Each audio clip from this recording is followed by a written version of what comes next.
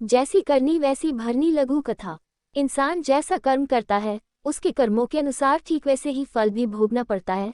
आज इस पोस्ट में जैसी करनी वैसी भरनी वाली सोच पर एक हिंदी कहानी बताने जा रहे हैं, जिनसे प्रेरणा लेकर अच्छे कर्म करने को लोग प्रेरित हो सकते हैं।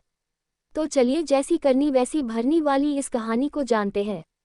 एक पंडित जी थे जो कि बहुत ही धार्मिक प्रवृत्ति के थे और वे शहर के मंदिर में रहा करते थे। वे अक्सर लोगों को ज्ञान की बातें बताया करते थे और जो भी मंदिर आता पंडित जी उसे जरूर कहते हैं, जो जैसा बोएगा वो वैसा ही काटेगा। सबको अपने कर्मों का फल यही भोगना पड़ता है, जिसके कारण वहाँ के लोगों को पंडित जी पर बहुत विश्वास था और सभी लोग पंडित जी के बहुत आदर करते थे, जिसके कारण पंडित जी के ज्ञान की प्रसिद्धि दूर दूर तक फैल गई थी। पंडित जी के ज्ञान की बातें दूर रहने वाले एक गांव में 3 चोरों को भी पता चला, तो वे तीनों चोर पंडित जी के बातों से सहमत नहीं थे। उन चोरों ने मन बनाया कि क्यों न पंडित जी से मिला जाए और उनकी बातों को झूठा सिद्ध किया जाए।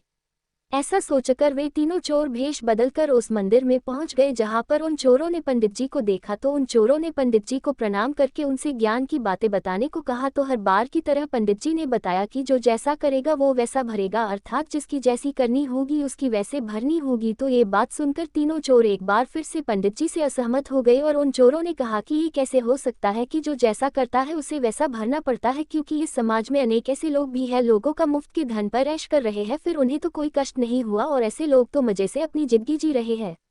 लेकिन पंडित जी अपने बातों पर अड़िग रहे और बोले, आप लोग अगर मेरे साथ कुछ दिन साथ में रहोगे तो इस बात को सिद्ध कर दूंगा। तो तीनों चोर हंसी खुशी पंडित जी के साथ कुछ दिनों के लिए रहने को तैयार हो गए। तो इसके बाद पंडित जी ने मंदिर के पीछे खाली पड़े खेत को 3 हिस्सों में बांट दिया और बोला, आज से आप लोग इस खेतों में खेती करेंगे और जैसा मैं कहूँगा वैसा ही आप लोग करना। तो तीनों चोरों ने हामी भर दी। इसके बाद पंडित जी ने तीनों चोरों को खेती करने के सारे नियम उन चोरों को बता दिए। फिर इसके बाद वे तीनों चोर अपने खेतों में खेती करने जुट गए। एक चोर अपने खेतों में खूब मेहनत करता और कोई समस्या होती तो पंडित जी से सहायता लेता और इस प्रकार वह एक अच्छे किसान की तरह अपने खेतों में खूब अच्छी फसल लगा दिया।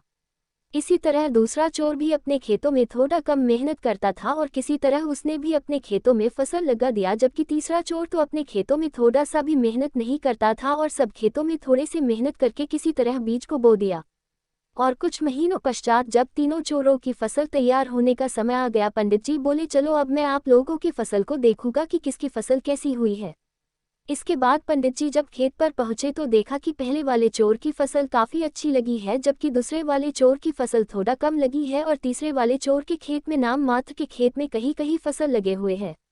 जिसको देखकर पंडित जी ने उन तीनों चोरों से कहा, देखो जो जैसा किया है उसकी वैसी फसल लगी हुई है, अर्थात जिसने अपने खेत में जितना अच्छा काम किया है उसकी फसल सबसे अच्छी लगी हुई है। इस प्रकार आप तीनों लोग समझ सकते हो कि जो जैसा और जितना मेहनत करेगा उसे वैसा ही उतना अपने मेहनत का फल यानी उसकी फसल तैयार होगी। यानी अब आप लोगों ने जैसा बोया है वैसा ही अब आप लोग अपना फसल काट सकते हो। पंडित जी की ये बातें सुनकर उन दोनों चोरों को समझ में आ गया कि पंडित जी सही कह रहे हैं, जबकि तीसरा वाला चोर बोल पड़ा कि पंडित जी आप ही बताइए कि खेती करना मुझे नहीं आता है, इसलिए मेरी फसल अच्छी नहीं हुई होगी। लेकिन पहले मैं चोर था, खूब चोरी किया और हमेशा खुशहाल रहा, कभी मुझे अपने गलत कामों के लिए कोई सजा नहीं मिली। तो पंडित जी ने उसे समझाते हुए कहा कि हो सकता है तुम्हें अभी तक अपनी गलतियों की सजा न मिली हो, लेकिन इस बात को भी मत भूलना चाहिए कि जब यदि कभी तुम पकड़े जाते तो हर बार की गलती की सजा एक ही बार में मिल जाती तो तुम क्या कर सकते हो।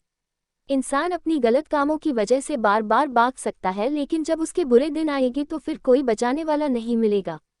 पंडित जी की ये बातें सुनकर उस चोर की आंखें खुल गई और तुरंत पंडित जी के पैरों में गिर पड़ा और अपनी गलती मान ली। इसके बाद तीनों चोरों ने चोरी छोड़ देने के साथ ही पंडित जी के साथ रहने को तैयार हो गए और फिर वे पंडित जी के सच्चे सेवक बन गए।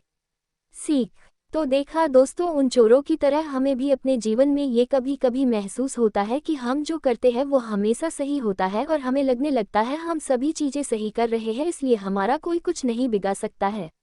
लेकिन ऐसा करते हुए हम ये भूल जाते हैं कि यदि गलत रास्ते पर चल रहे हैं तो हमें इसकी सजा नहीं मिलेगी, क्योंकि हो सकता है उस समय परिस्थितियां हमारे अनुकूल रही हो, इसलिए हम बच जाते हैं। लेकिन हमें इस बात का भी ख्याल रखना चाहिए, हर दिन हर समय परिस्थितियां हमारे अनुकूल नहीं रह सकती है। ऐसी स्थिति में हमें अपनी की गई गलतियों की सजा मिल सकती है। इसलिए परिस्थितियां चाहे कैसी भी क्यों न हो, हमें कभी भी गलत मार्ग का सहारा नहीं लेनी चाहिए, क्योंकि ऐसा करने से हम एक बार 2 बार बच सकते हैं लेकिन बार बार नहीं बच सकते हैं। इसलिए हमें कभी भी गलत मार्ग का अनुसरण कभी नहीं करना चाहिए। इसलिए जैसा कि कहा भी गया है, जैसी करनी वैसी भरनी। तो आप सबको ये अच्छी हिंदी कहानी कैसा लगा प्लीज़ हमें ज़रूर बताइएगा और इस कहानी को शेयर भी ज़रूर